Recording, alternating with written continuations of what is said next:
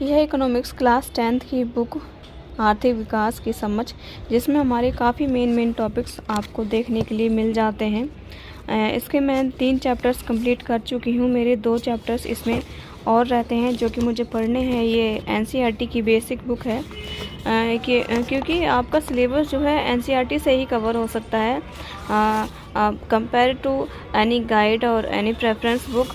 तो मैंने जो है एनसीईआरटी को ही ज़्यादातर एनसीईआरटी पे ही फोकस किया है। मैंने और भी इसके लिए कोई बुक्स एक्स्ट्रा परचेज़ नहीं की है। एनसीईआरटी की मैंने 9th और 10th क्लास की सारी बुक्स परचेज़ करके एसएसटी में जो भी बुक्स मुझे चाहिए हैं सारी बुक्स मैंने परचेज़ की हैं। इसमें ये 5 चैप्टर्स हैं, जिसमें से मैं 3 चैप्टर क्लियर कर चुकी हूँ और अब 2 चैप्टर जो हैं उन्हें भी क्लियर करने के बाद फिर नीचे जब तक लाइट भी आ जाएगी तब जाकर मैं रूम में स्टडी करूँगी। तो अब बज रहे हैं सुबह के 11 और छत पे काफ़ी अच्छी धूप निकली हुई है, तो मैंने सोचा कि चलो छत पे थोड़ी सी देर बैठ के अपनी स्टडी कर लेते हैं। और कमरे में लाइट भी चली गई थी, तो मैं सोचा कि लाइट का क्यों इंतज़ार करना है और टाइम वेस्ट होता है, क्योंकि केवीएस टीजीटी के एग्ज़ाम जो शुरू भी होने वाले हैं और टाइम वेस्ट करना इस टाइम पर बहुत हमारे लिए बेनिफिशियल नहीं रहेगा बिल्कुल भी। तो मैंने सोचा कि छत पे आकर पढ़ लूँ। और फ़िलहाल मेरा स्टडी टाइम जो है नाइट का होता है। नाइट में मैं 11 या 10 बजे से अपना स्टार्ट करती हूँ। सुबह के 4 से 5 बजे तक लगभग मैं पढ़ाई करती हूँ। लेकिन फ़िलहाल 2-3 दिनों से मेरी तबीयत काफ़ी ख़राब है। मुझे बैक में काफ़ी पेन है लगातार बैठकर पढ़ाई करने की वजह से। तो उसकी वजह से मैं रात में जल्दी सो जाती हूँ और सुबह मॉर्निंग में उठकर जल्दी अपनी पढ़ाई शुरू करती हूँ। सुबह उठकर मैंने पढ़ाई की थी पेडागोजी के, कुछ मैंने अपने नोट्स पढ़े थे। उसके बाद मैंने हस्बैंड मेरे ऑफिस गए थे, उनके लिए टिफ़िन तैयार करने के बाद फिर से मैंने अपनी पढ़ाई शुरू की है। पेडागोजी के कुछ मैंने मेन टॉपिक्स क्लियर किए हैं अपने, और अभी मेरा कुछ थोड़ा बहुत सिलेबस और रहता है। So hello everyone, welcome back to my new video. तो कैसे हैं आप सब? उम्मीद करती हूँ कि आप सब बहुत अच्छे होंगे और आप सबकी केवीएस की तैयारी भी बहुत अच्छी चल रही होगी। तो फ्रेंड्स, केवीएस, टीजीटी और पीआरटी के जो एग्जाम सिटी हैं वो इसकी साइट पर अपलोड कर दिए गए हैं। आप वहां पर जाकर चेक कर सकते हैं कि आपका एग्जाम सिटी कौन सा है, किस शहर में आपका एग्जाम होने वाला है। आप वहां पर जाकर उसकी साइट पर जाकर चेक कर सकते हैं। और आज अगर मैं बताऊं तो मेरे साथ एक इंसिडेंट हो गया। मतलब मैं उससे इतना डर गई थी कि पता नहीं अब क्या होगा। सच बताऊं तो मेरा जो फोन है वो एक्चुअली जीने की ऊपर वाली सीढ़ी से बिल्कुल नीचे आकर गिर गया था, एकदम से साइड से होकर। ऐसे नहीं है सीढ़ी दर सीढ़ी, साइड से होकर बिल्कुल नीचे आकर गिर गया। और मुझे ऐसा लगा कि अब तो शायद मेरा फोन बिल्कुल टूट गया है, अभी काम नहीं करेगा। जैसे मैंने नीचे आकर उठाकर देखा तो भगवान का शुक्र है कि मैंने इस पे कवर लगा रखा था, जिसकी वजह से ये बच गया, वरना आज मेरा फोन बुरी तरह से टूट जाता। एक्चुअली क्या हुआ ना कि सुबह 11 बजे लाइट चली गई थी। वैसे दिल्ली में ज्यादातर लाइट जाती नहीं है, लेकिन आज पता नहीं कैसे चली गई थी। तो मैंने सोचा कि छत पर जाकर पढ़ते हैं। धूप भी अच्छी है, थोड़ी सी धूप भी सेकना हो जाएगा और पढ़ाई की पढ़ाई हो जाएगी। तो वहां से जब पढ़ के मैं 1-1.5 घंटे के बाद जब मैं नीचे उतर कर आई तो हाथ से एकदम से फोन स्लिप हो गया और बच गया। बस आज भगवान की दुआ से मेरा कैसे भी करके फ़ोन बच गया, पता नहीं। तो मॉर्निंग में सबसे पहले मैंने स्टार्ट किया था पेडागोजी से, क्योंकि मुझे पेडागोजी कंप्लीट करनी है। मैं 1 या 2 दिन में अपना पेडागोजी का पूरा सिलेबस कंप्लीट करने की कोशिश कर रही हूँ और मुझे उम्मीद है कि हो भी जाएगा। मॉर्निंग में पेडागोजी पढ़ने के बाद और अपने हस्बैंड के लिए टिफ़िन तैयार करने के बाद मैंने भी नाश्ता किया और उसके बाद मैं छत पे चली गई पढ़ाई करने के लिए, जहाँ पर मैंने मेरे जो इकोनॉमिक्स के 2 चैप्टर रहते हैं उनको कंप्लीट किया। लगभग 1 से 1.5 घंटे में वो मेरे चैप्टर्स कंप्लीट हो गए। पेडागोजी में मैं अगर बताऊं तो पेडागोजी के जैसे मैंने मॉक टेस्ट जैसे अपना केवीएस के दिए हैं, 3 या 4 मैंने मॉक टेस्ट अभी तक दिए हैं।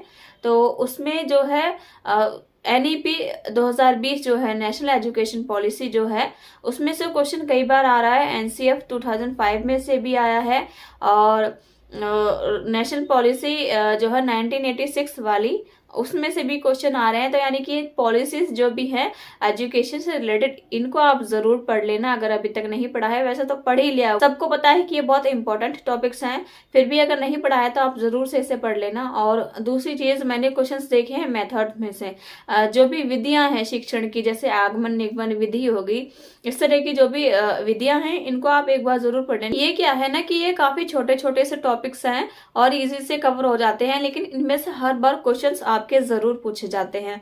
और मैंने क्वेश्चन देखे हैं, कुछ प्रीवियस ईयर में भी देखे थे, कुछ मॉक टेस्ट में भी देखे हैं।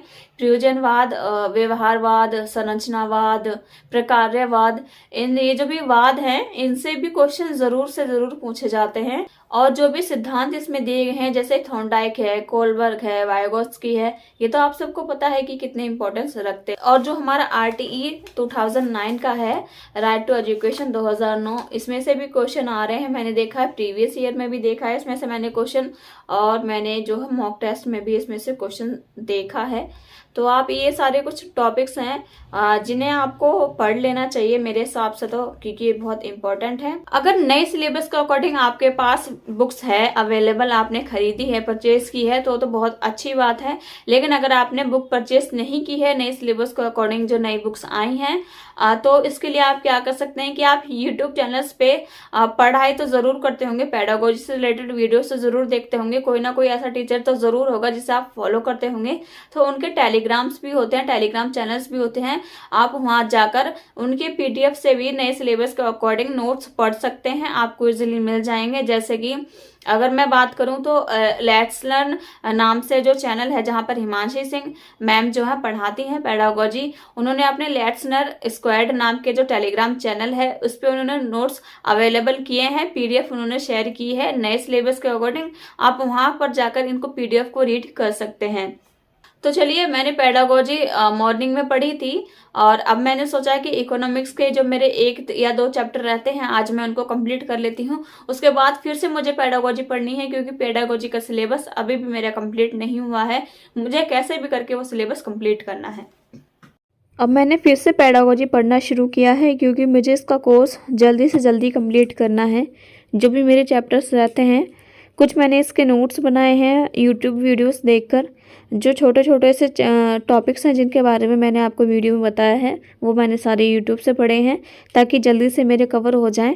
बाकी मैंने कुछ बुक्स में से भी पढ़े हैं और अपना कोर्स कंप्लीट करने की कोशिश की है, क्योंकि जहाँ पर भी छूट जाएगा वहाँ पर ही आप क्वेश्चन अटेम्प्ट नहीं कर पाएंगे। अब अगर मैं बताऊँ मॉक टेस्ट के बारे में, तो मैंने अभी तक 3 मॉक टेस्ट दिए हैं, जिसमें मेरे तीनों में किसी में भी 110 प्लस मार्क्स नहीं आए हैं। किसी में तो 110 से भी कम आए हैं, और 110 तक आ ही गए हैं कैसे भी करके, लेकिन उससे ऊपर नहीं जा रहा है।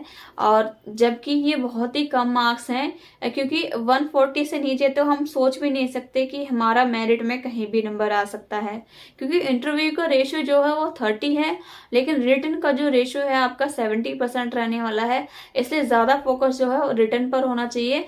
और इंटरव्यू ज़रूरी है, लेकिन रिटन उससे भी ज़्यादा ज़रूरी है, और उसमें मेरा अभी इतना अच्छा मार्क्स नहीं आ रहा। मैंने कई बार सोचा है कि आप लोगों को मॉक टेस्ट करके दिखाऊं, लेकिन अभी तक इसलिए नहीं करके दिखाया है क्योंकि उसमें मेरा स्कोर जो है काफ़ी अच्छा नहीं हुआ है अभी तक। अगर मैं सोशल साइंस में इकोनॉमिक्स सब्जेक्ट की बात करूँ, तो जैसा कि आज मैंने अपनी इकोनॉमिक्स की कंप्लीट की है, तो इसमें मैंने जो मॉक टेस्ट दिए थे उसमें मैंने कुछ क्वेश्चन देखे थे उपभोक्ता संरक्षण अधिनियम के से रिलेटेड क्वेश्चंस मैंने उसमें देखे थे। मतलब कि उपभोक्ता संरक्षण अधिनियम कब लागू हुआ था, और जो है इससे जुड़ी संस्था जो इसके लिए काम करती है वो कौन सी है, या इस चैप्टर में जैसे कि RTI एक्ट है, राइट टू इन्फॉर्मेशन एक्ट, सूचना का अधिकार जो है उसके बारे में भी इसमें दिया गया है कि ये कब लागू किया गया था और कैसे लागू किया गया था।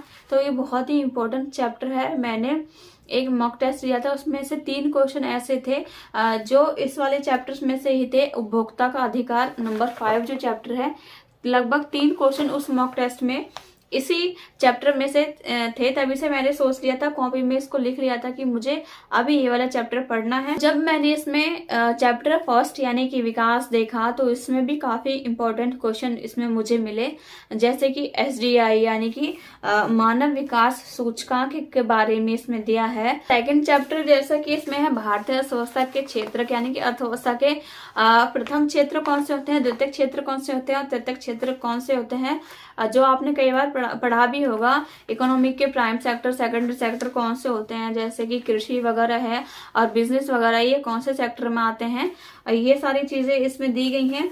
और मुद्रा और साख जो थर्ड वाला जो चैप्टर है, इसमें ऋण के बारे में दिया गया है, यानी कि औपचारिक और अनौपचारिक ऋण कौन से होते हैं, और भारतीय करेंसी नोटों को कौन जारी करता है। ये आपके लिए क्वेश्चन है, बताना कमेंट करके कि भारतीय करेंसी नोटों को कौन जारी करता है। और एक मेरा दूसरा क्वेश्चन है आपके लिए कि उपभोक्ता संरक्षण अधिनियम कब लागू किया गया था और कौन सी संस्था इसके लिए काम करती है। आपके लिए 2 क्वेश्चन है इकोनॉमी से रिलेटेड। अगर जवाब आता है तो मुझे कमेंट में जरूर बताएं। तो केवीएस टीजीटी से रिलेटेड अगर कोई भी क्वेश्चन हो तो मुझे कमेंट में जरूर पूछ लें। अगर मेरे पास उसका सॉल्यूशन होगा तो मैं सॉल्यूशन देने की जरूर आपको कोशिश करूंगी। आज की वीडियो में बस इतना ही, मिलते हैं अपनी नेक्स्ट वीडियो में।